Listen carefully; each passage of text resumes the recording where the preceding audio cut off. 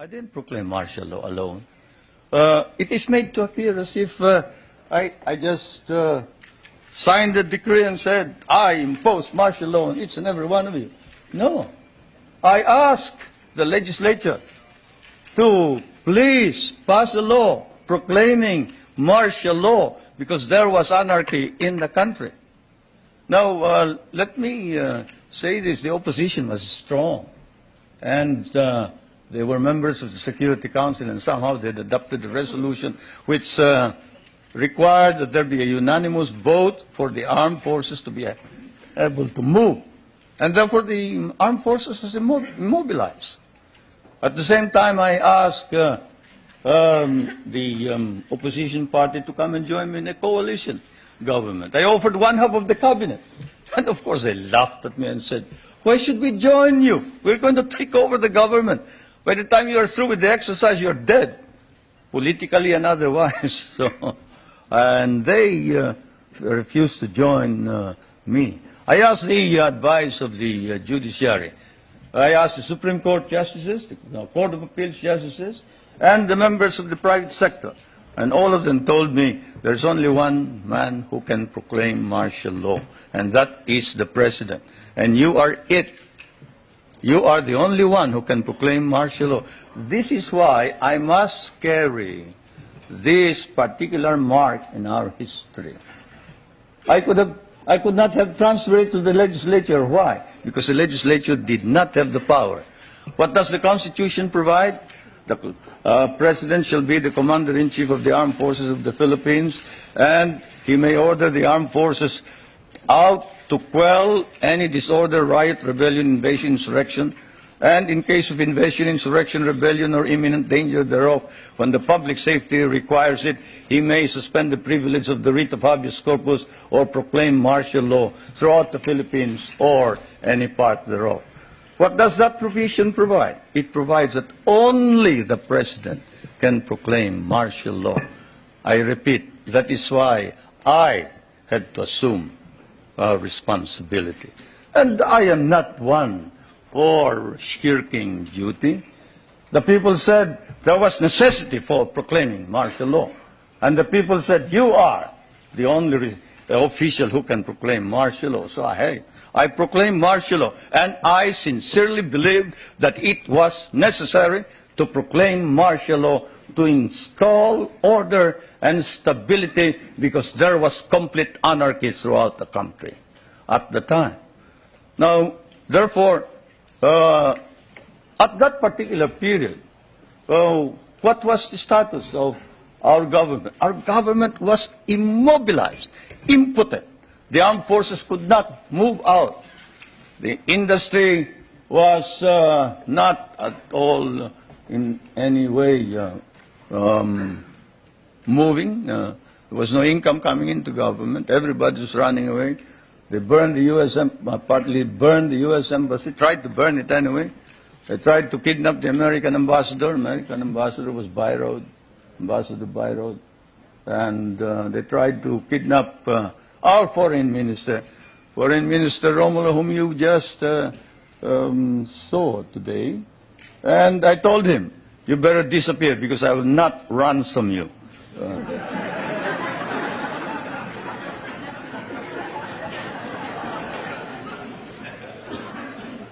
But whatever it is, they burned the Manila International Airport, they bombed the Supreme Court, they bombed the Constitutional Convention, they bombed the City Hall, they burned part of Malacanang Palace, they attempted to kidnap my children, they attempted to kill the President 8 times. There was, of course, an attempted assassination against the First Lady. You all know about that. And this required that I immediately act on it, and so I did. Now, we established land reform. We were fighting a group known as the Hukbalahap, Hukbong Nagpapalaya ng Bayan. It was socialist inclined. It was leftist. But they were friends of mine because we had fought in the Second World War together. And so I approached them and I said, look, I'm going to establish land reform. If you're fighting for land reform, against the feudalistic agrarian system, then you must join me. And they did. I want to introduce to you the leader of that rebellion, who is now present and is a part of the government, Mr. Luis Taruk.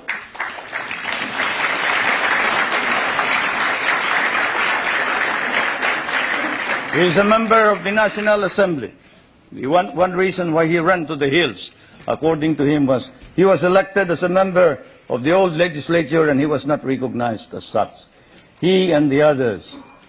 Now I want to introduce to you another leader of the Free Farmers Federation, which is also composed of farmers who wanted reform, but who are fighting for reform, but who are now joining in the effort to establish political stability and economic prosperity throughout the country, and who was Dean of the College of Law of the University of Ateneo, but abandoned his deanship in order that he may join in the effort to attain the noble mission of this new society. I refer to National Assemblyman Jerry Montemayor,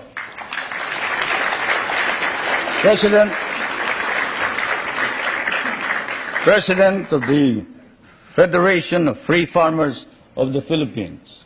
I would like to introduce also to you a young man who was very active against the government in 1972 and who paraded around the streets raising the flag of the Communist Party and organized the Kabataan Makabayan, which is the red organization of the youth. And this man is Nilo Tayag. Is he here? Anyway, he is somewhere around here. But they have all joined, all these activists, to prove to you that all these stories about our being oppressive against our enemies and our friends, they've all joined the government to help reform and drive out all the corrupt people in the government. We have an ombudsman. We are the only country with an ombudsman. You know what an ombudsman is. He's the officer who watches over the corrupt officials of government. And this man has charged more than 1,000 officers and employees and sent most of them to jail. Is Justice Pamaran here? He must be somewhere around. Where's Justice Pamaran? There he is. There's the ombudsman.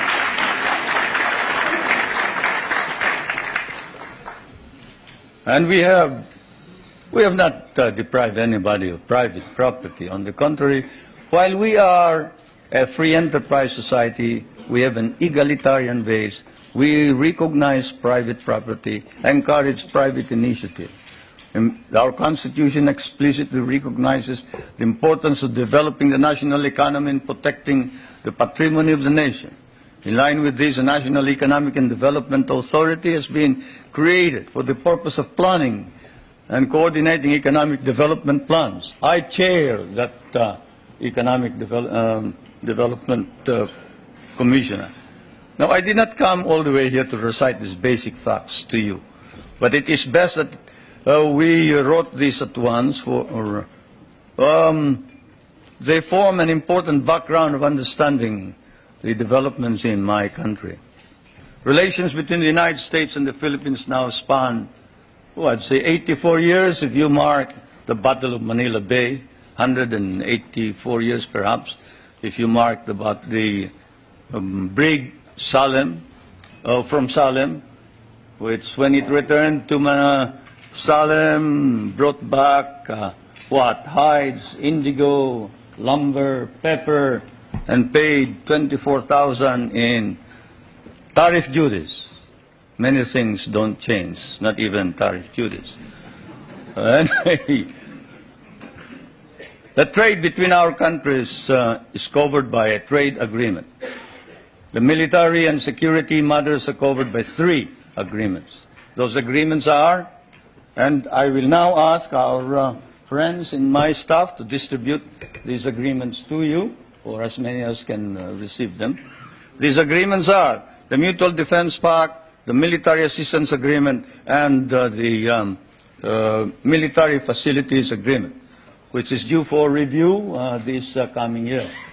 President Reagan and I have agreed with the members of our cabinet that the review will start in April, probably we'll finish it by August. Through it all, our relationships develop in a way unique to nations so disparate in size and circumstances and so distant from each other. The direction which American colonization took in the Philippines in the political, economic, and military cultural spheres were such that for us, relations with the United States would remain crucial for a while. It is said that language is the greatest conveyor of culture. If that be so, if that wise man who said that is right, then your language has certainly conveyed to my country your culture. And this is why the relationship between our countries is something undefined. Our interests may have diverged in the period after our recovery of national independence in 1946, but this relationship has endured. And the question that is often asked is, does the Republic of the Philippines differ from the American Republic? Yes and no. It doesn't differ in the sense that it is democratic, but it differs in the sense that we have a prime minister, and in the sense that we try and make the legislature and the president or the executive work together. We cannot afford any stalemates. We cannot afford any delays. It is a modified presidential form of government, while yours is a complete and pure presidential form of government. Why did we change this? Because we cannot afford stalemates and deadlocks. Yours is a strong economy and a military power. Ours is a weak country. We cannot afford to delay and postpone decisions pending the debates between Congress and the President or the Prime Minister. The poorer third world countries cannot. And so, my friends, that is the situation. I am now going to ask also that my staff distribute to you the social and economic indicators of my country in showing to you the dynamism and the vitality of our economy. We have changed our economy such that we hope to be able to be self-sufficient.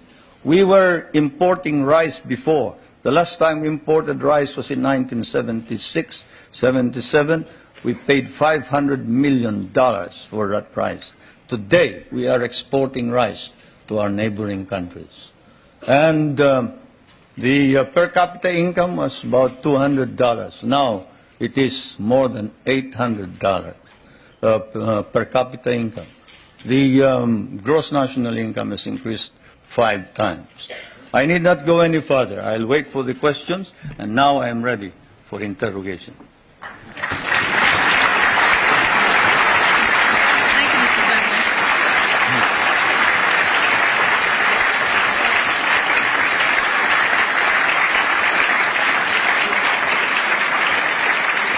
Thank you, Mr. President.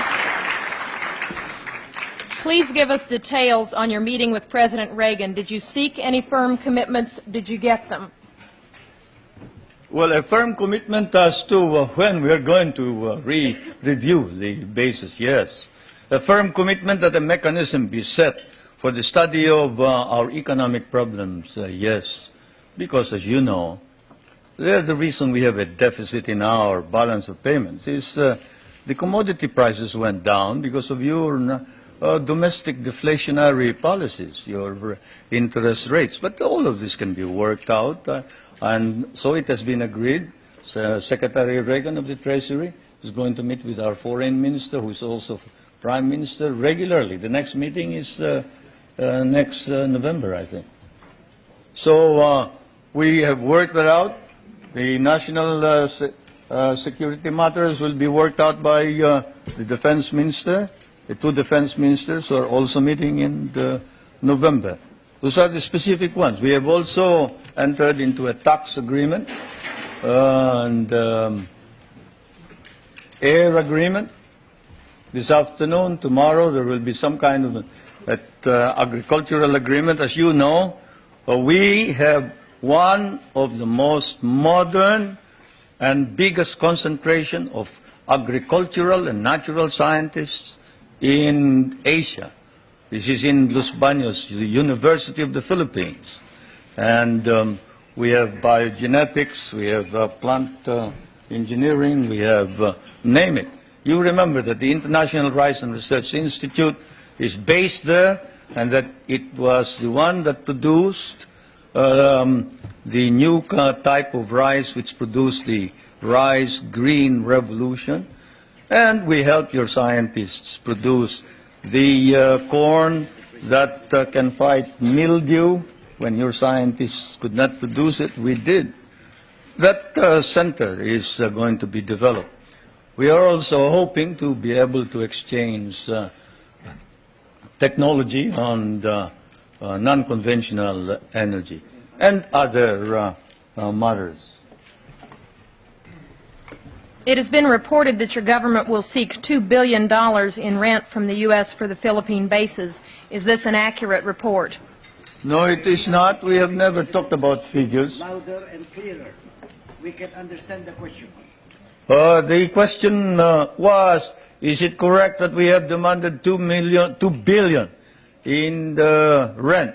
The answer is no. We haven't quoted any figure. What we have asked is this. We want a study. What is it that is necessary in order that we can perform our job?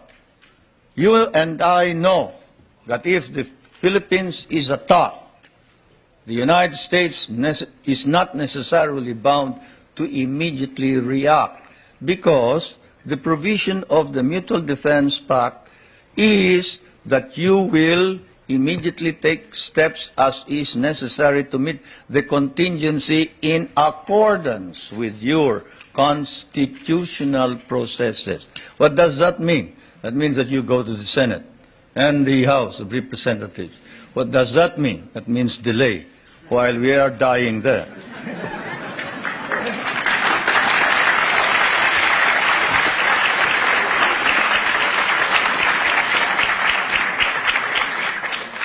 Most of our allies in Europe, concerned about resisting communism, give the U.S. free bases and even share the cost. Why shouldn't we expect the same kind of cooperation from the Philippines instead of demands for more rent? Well, for one thing, you haven't exactly paid for what we lost in the last war. If we must make an accounting, 75% of our cities were devastated in the last war. We lost 1 million men. Shall I quote you the statements of Roosevelt and MacArthur that every Carabao will be paid for? Shall I tell you that the veterans who were inducted into the USAF, the United States Armed Forces of the Philippines, of the Far East, your armed forces, were paid only 1/2 the salary of your soldiers? Shall I tell you that we almost turned communists because you refused to recognize us? Shall I tell you that I had a difficult time stopping my guerrillas, 25,000 of them from joining the communists, because precisely you sort of forgot that we had done the fighting for you, you know, and we were parts of your armed forces. But in fairness to the American Congress, when we came here and we called attention to the fact that we had been abandoned and forgotten, they themselves in outrage immediately passed a law recognizing the services of the Filipino and reinstating them as parts of the United States Armed Forces in the Far East, including back pay and benefits. That, Madam President, is the answer, in addition to the fact that those people that you are talking about have been making money at the expense of the United States for quite a long time, while we have not.